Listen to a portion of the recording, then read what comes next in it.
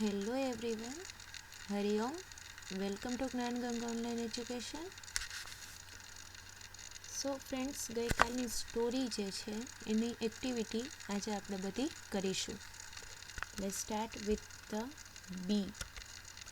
Right the action word in the bracket. બ્રેકેટમાં action word લખવાનો છે.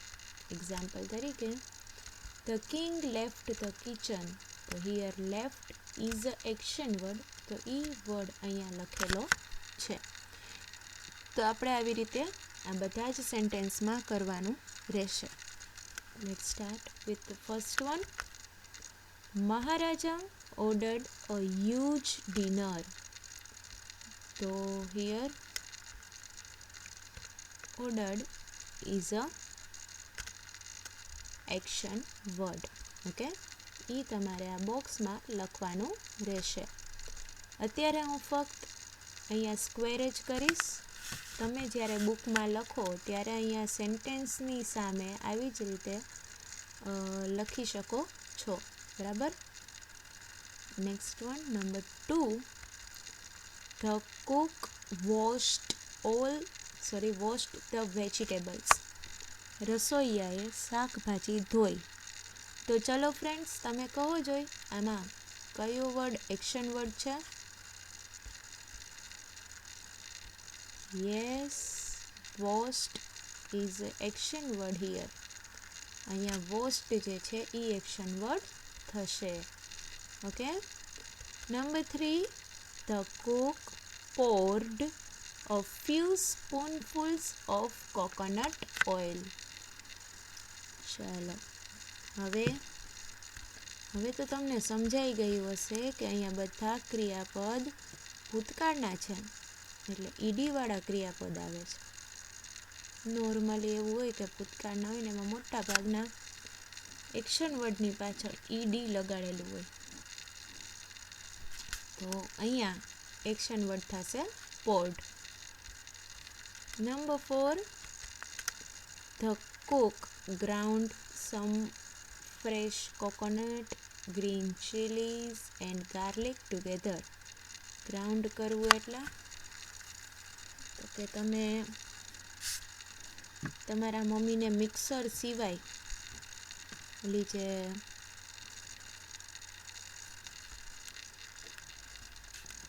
ખાંડણીમાં ચટણી ખાંડતા જોઈ હોય તો એમાં બધું આમ ગ્રેવી કરી અને ગ્રાઉન્ડ કરે, એટલે કે મિક્સ કરે.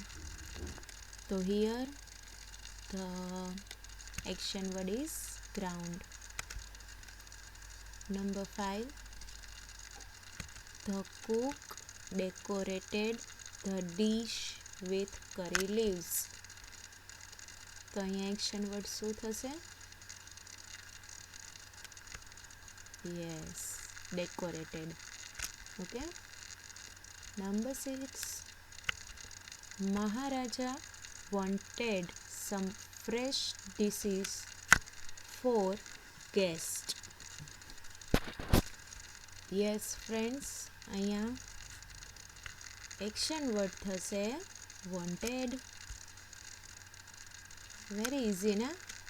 Number 7. The cook added some whipped curd to the curry.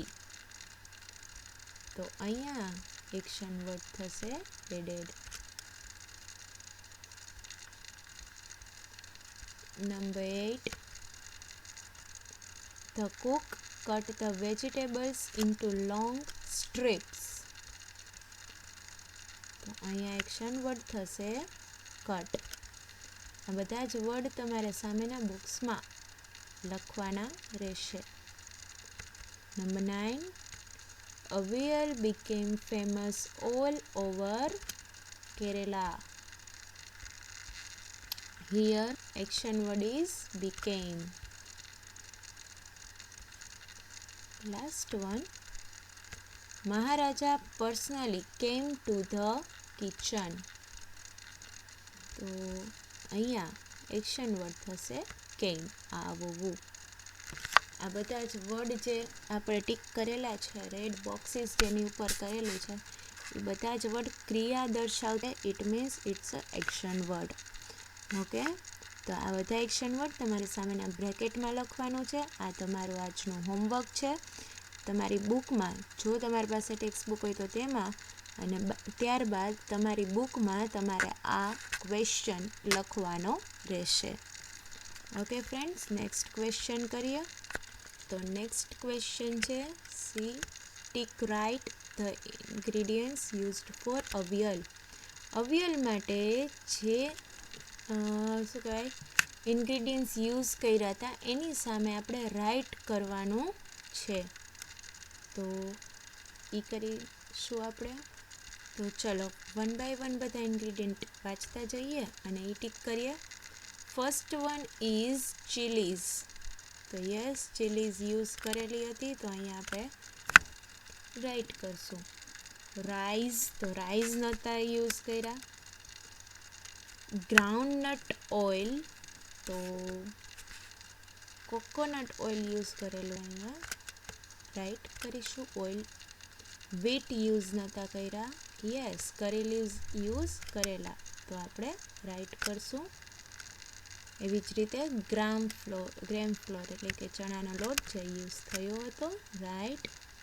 Garlic પણ યુઝ થયું હતું કોકોનટ સાથે. યસ, કોકોનટ પણ આવી ગયું, તો એ પણ યુઝ થયું હતું, તો રાઈટ. નીમ લીવ્સ, તો એ યુઝ થયા ન હતા.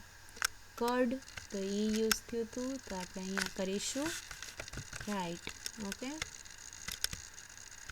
પછી ગ્વાવા એટલે જામફળ, તો એ તો ઉપયોગમાં નહોતું લીધું.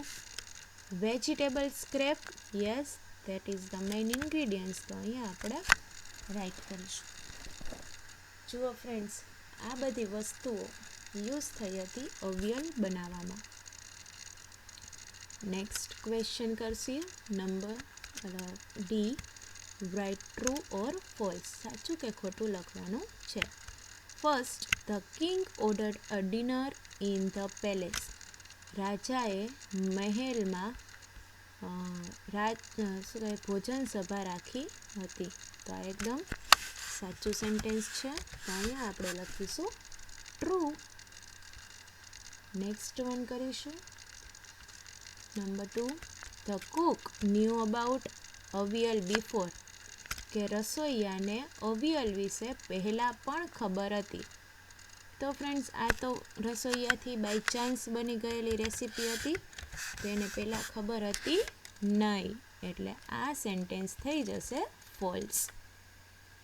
Number 3. The Cook made a new dish using the vegetables scrap. કે કુક દ્વારા બનાવવામાં આવેલી નવી ડિશ કેના દ્વારા બનાવી હતી? વેજીટેબલ સ્ક્રેપ્સ દ્વારા, એટલે કે જે નાખી દેવાની જે શાકભાજી હતી એ બધાથી, રાઈટ. તો આ આવશે true. Okay. Number 4. Nobody like the new dish avial. કોઈને પણ અવિયલ ભાવી નહીં, તો આ તો ખોટી વાત છે, બધાને ખૂબ ભાવી હતી, બરાબર, તો આને કહેવાશે false. Number 5. The king was happy to see the waste in the basket. કે રાજા બાસ્કેટમાં બધો વેસ્ટ જોઈને, જે શાકભાજી નાખી દેવાના હતા એ જોઈને ખુશ થયા, તો એ સેન્ટેન્સ પણ કેવું થઈ જશે? ખોટું થઈ જશે, તો અહીંયા આપણે લખીશું false. Okay.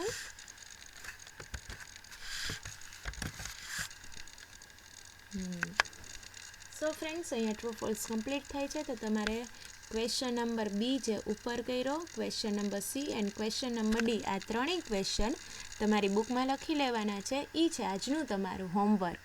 Okay, that's it four today friends. Thank you very much. તમને વિડીયો ગમ્યો હોય તો તેને જરૂરથી લાઈક કરજો. હોમવર્ક કરી તેનો ફોટો પાડીને વોટ્સએપ પર સ્કૂલે મોકલી આપજો.